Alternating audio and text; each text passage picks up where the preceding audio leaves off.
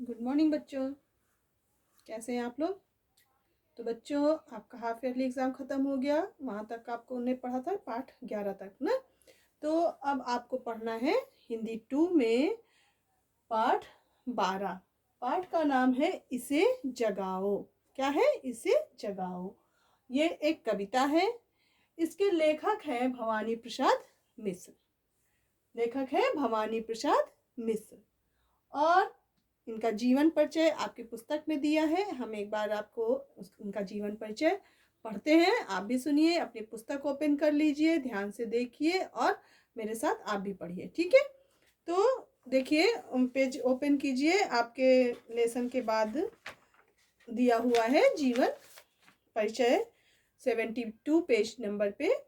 तो अपनी पुस्तक में देखिए, इनका लेखक का जीवन परिचय लिखा हुआ है। इसको हम पढ़ते हैं, ध्यान से सुनिए, ठीक है। तो भवानी प्रसाद मिश्र का जन्म 29 मार्च 1913 को जिला होशंगाबाद मध्य प्रदेश में हुआ था। इनका जन्म होशंगाबाद मध्य प्रदेश में हुआ था। मिश्र जी सहज संवेदना के कवि थे। गीत, फरोश, अंधेरी कविताएं, चकित है दुख, त्रिकाल संध्या इनके प्रसिद्ध कविता संग्रह है। कविता संग्रह मतलब इनकी पुस्तक जो है उनमें ढेर सारी कविताएं हैं।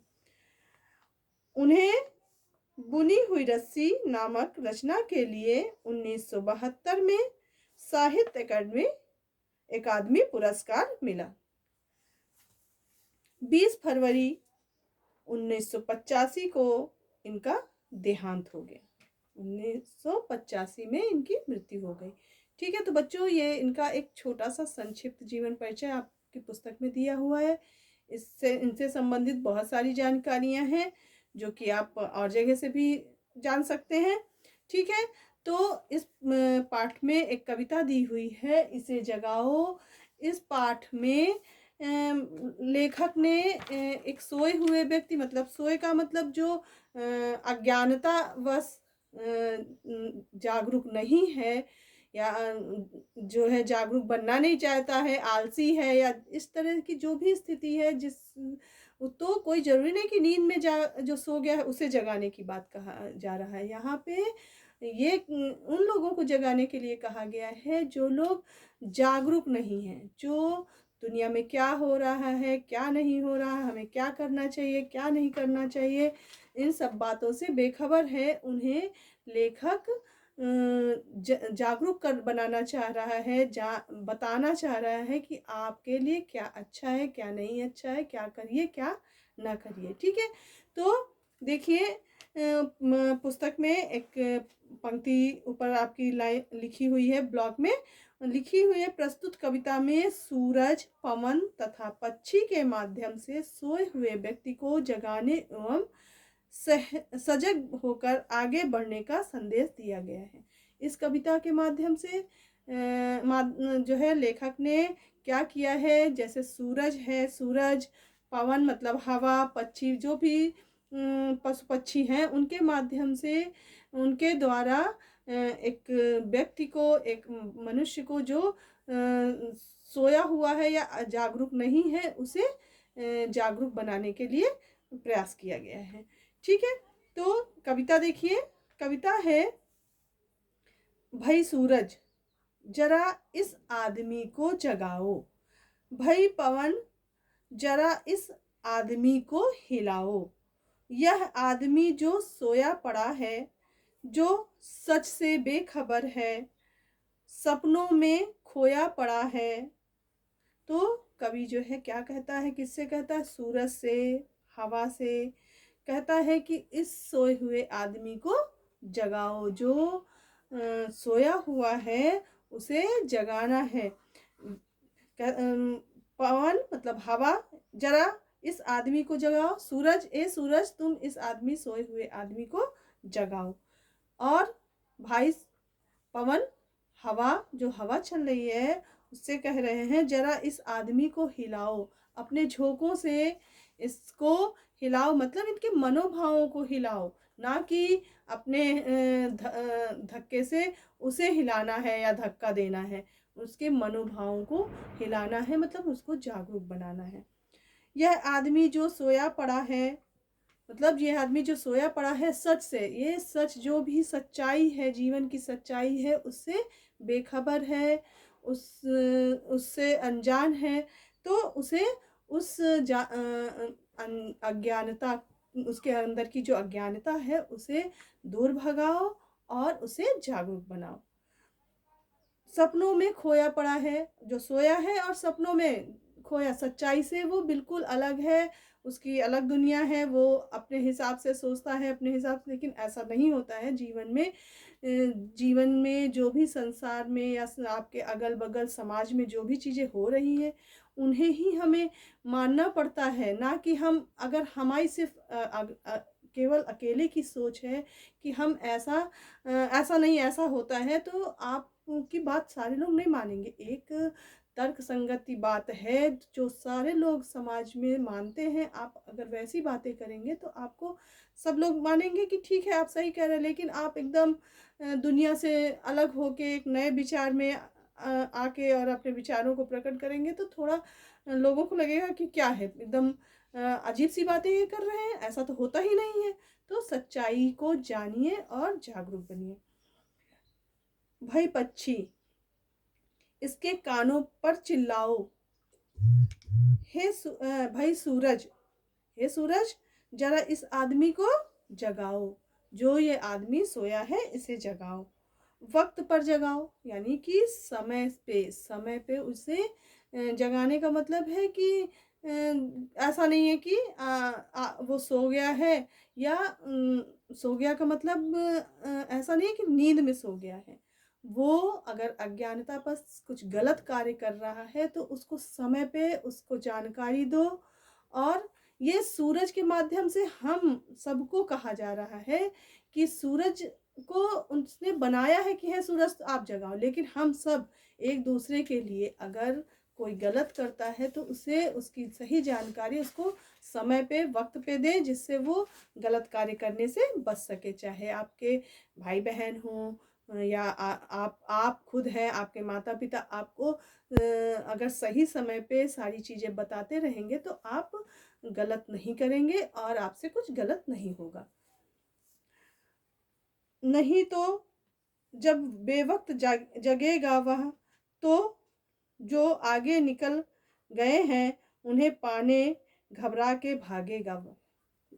लेखक कह रहा है कि अगर वक्त से वो नहीं, मान लीजिए आप पढ़ाई कर रहे हैं और आपने अपने समय का मूल्य नहीं समझा और समय पे अपनी पढ़ाई नहीं की, तो आप पढ़ाई, ये नहीं कि आप नींद में सो रहे थे, लेकिन आप क्या थे कि आप आलस कर रहे थे, आप सही समय का उपयोग ना करके सही समय पे अपना कार्य पूरा नहीं किया। उसके बाद क्या हुआ, जब आप को लगा कि मेरे एग्ज़ाम आने वाले हैं, अब मैं क्या करूँ, तो आप जल्दी सारी चीज़ें करने की कोशिश करते हैं। तो क्या होता है, आपका कुछ अच्छे से नहीं हो पाता है। तो इसी प्रकार से कभी यही बातें कहना चाहता है, ये आपकी पढ़ाई एक उदाहरण है। जीवन की बहुत सी चीज़ें हैं, जीवन में हम बहुत सी चीज़ें करते हैं जिनको अगर हम समय से ना करें तो क्या होगा, बाकी लोग, जो लोग समय से कार्य को कर रहे हैं वो हमसे बहुत आगे पहुंच जाएंगे। और फिर क्या होगा कि हम समय पे ना करने के कारण उनसे बहुत पीछे रह जाएंगे। और फिर अगर हम उनको पाने की कोशिश करेंगे तो क्या होगा, जल्दी जल्दी भागेंगे उनके पीछे, लेके हमारा कोई भी कार्य सही से नहीं होगा और हमें सफलता भी सही से नहीं मिलेगी। तो इसीलिए समय से अपने कार्य को नियम पूर्वक करना चाहिए, जिससे कि आपको कभी भी जीवन में हड़बड़ी या भागने की जरूरत ना पड़े या जल्दी जल्दी करने, क्योंकि कोई भी कार्य जल्दी में किया जाता है तो वो अच्छा और परफेक्ट नहीं हो सकता है।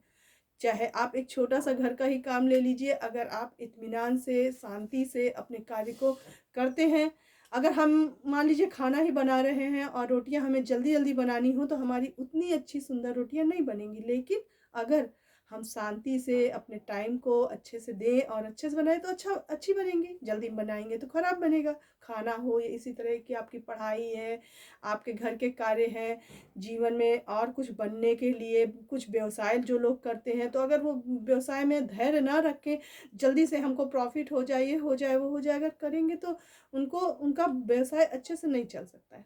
तो हर कार्य को धीरे धीरे शांति से आगे की तरफ बढ़ते रहना चाहिए और करते रहना चाहिए। तो लेखक यहीं पे यही कार्य करने के लिए किनको कह रहा है? सूरज से, पक्षी से, हवा से। हवा और सूरज पक्षी तो नहीं आएंगे ना करने, हम ही आप एक दूसरे के लिए सूरज है, पक्षी हैं और हवा है। हम ही एक दूसरे को क्या करते हैं कि सहायता प्रदान करते हैं, उसका सही मार्गदर्शन करते हैं, तो उसका कार्य सही से होता है। फिर क्या होगा कि अगर वो पीछे रह जाएगा, आगे उसके निकल जाएंगे लोग, तो वो घबरा जाएगा और पीछे उनके भागने लगेगा। घबरा के भागना अलग है, क्षिप्र गति अलग है। क्षिप्र तो वह है जो सही क्षण में सजग है। सूरज इसे जगाओ, पवन इसे हिलाओ, पंछी इसके कानों में चिल्लाओ। तो यहाँ पे कवि ये कहना चाहते हैं कि भागना एक अलग बात है, एक अलग गतिविधि है, और क्षिप्र गति मतलब तेज और तेज रफ्तार में कार्य करना एकदम अलग है। जैसे मान लीजिए आप अपने कार्य को बहुत स्लो मोशन में करते तो भी अच्छी बात नहीं है। आप अपनी चाहे पढ़ाई हो चाहे जो भी, अगर बहुत स्लो मोशन में करेंगे तो आपका पता चला साल खत्म हो गया और सिलेबस ओवर आपका नहीं हुआ। लेकिन तेज गति, तीव्र गति से कार्य को करना अच्छी बात है, क्योंकि तीव्रता से कर रहे हैं उस समय आपके मन में घबराहट नहीं है, लेकिन आपको अपना कार्य तेजी से करना है, ना कि धीरे धीरे आलसियों की तरह करना है। जब आप बैठे कुछ भी करने के लिए तो आपके कार्य को करने में गतिशीलता हो, ये नहीं कि एकदम हाथ धीरे धीरे चल रहे हैं, कुछ कार्य ठीक से नहीं हो रहा। तो लेखक यही कह रहा है कि जब आप घबरा कर किसी के को देखेंगे कि वो तो वहाँ पहुँच गया, अरे उसका 5 लेसन पूरा हो गया, मैं तो अभी एक ही लेसन में हूँ, तो आप जब उस काम को करने की कोशिश करेंगे तो आपके अंदर घबराहट होगी। लेकिन आपने एक नियम, एक टाइम टेबल बनाया है कि प्रतिदिन मुझे इतना कार्य पूरा करना है, तो आप उसको तीव्रता से करते रहेंगे तो आपका कार्य बहुत ही तीव्रता से तो होगा। भागने में भी तीव्रता रहती है, लेकिन वहाँ घबराहट रहती है। और जब आप अपने समय को समय सारणी के अनुसार कार्य को करते हैं तो आपके अंदर घबराहट नहीं होती, बस कार्य को करने के लिए ये रहता है कि मुझे जल्दी जल्दी करके इसको यहाँ तक पूरा करना है। तो कवि यही कहना चाहता, किसी भी कार्य को करिए तो गतिशीलता से करिए, लेकिन किसी को देख के मतलब अपने कार्य को पहले पेंडिंग करिए, फिर दूसरों को देखिए कि वो तो इतना आगे पहुंच गया तो उसके पीछे भागने लगेंगे, तो आपके मन में जो घबराहट होगी उसके कारण आपका कार्य सही नहीं होगा। तो इस कविता के माध्यम से लेखक ने यही समझाने की कोशिश की है कि किसी भी कार्य को करने के लिए हमें तीव्रता रखनी चाहिए, लेकिन हमें घबराकर भागना नहीं चाहिए। तो बच्चों, इस कविता का अभिप्राय यही है कि आप जो भी कार्य करें स्लो मोशन में या धीरे धीरे ना करें, एक समय सारणी के अनुसार या अपने जानकारियों को सही तरह से हासिल करके, या आपके अगल बगल जो भी आपके लोग हैं अगर वो कुछ गलत करते हैं तो सही समय पे उनका मार्गदर्शन करें, सही चीज़ें उन्हें बताएं। और अगर अब आपको कोई सही चीज़ें बताता है तो उन्हें समझने और सीखने की कोशिश करें, ना कि अपने मनमानी करें, जिससे कि होगा ये कि आपसे जो भी बड़ा है उसके जीवन के कुछ भी अनुभव होंगे, वो अपने अनुभव के अनुसार आपको डिसीज़न देता है कि ऐसा नहीं ऐसा करना चाहिए। आप उनसे छोटे हैं तो आपका अनुभव भी कम है, इसलिए आप ठीक है अगर कोई कह रहा है तो आप एक बार विचार जरूर करें कि ये सही क्या हो सकता है। कोई आपको गलत भी समझा रहा हो, लेकिन आप तो विचार कर सकते हैं ना ये सही है गलत है, किसी और से भी डिस्कस करके कर सकते हैं। तो इस पाठ के माध्यम से आपको लेखक ने यही बताने की कोशिश की है कि अपने कार्य को निरंतर करते रहना चाहिए, ना कि किसी दूसरे के कार्य को देख के एकदम भागना चाहिए, और अपने ज्ञान को बढ़ाना चाहिए, अपनी जागरूकता को बढ़ाना चाहिए। ठीक है, तो बच्चों ये हमारी कविता थी और इसका ये एक अर्थ था। अब देखिए यहाँ पे कुछ शब्दार्थ इसी पाठ से संबंधित मैंने लिखे हैं, तो इन शब्दार्थों को पढ़ते हैं, उसके बाद हम कुछ और पढ़ेंगे नेक्स्ट। तो देखिए शब्दार्थ ये लिखा हुआ, जरा, जरा मीन्स थोड़ा, पवन मीन्स हवा, बेखबर अनजान, वक्त समय मौका, बेवक्त असमय या बेमौका, क्षिप्र तेज या गतिशील, क्षण अल्प समय, सजग सचेत। सजग रहना मतलब सचेत रहना चाहिए हमें।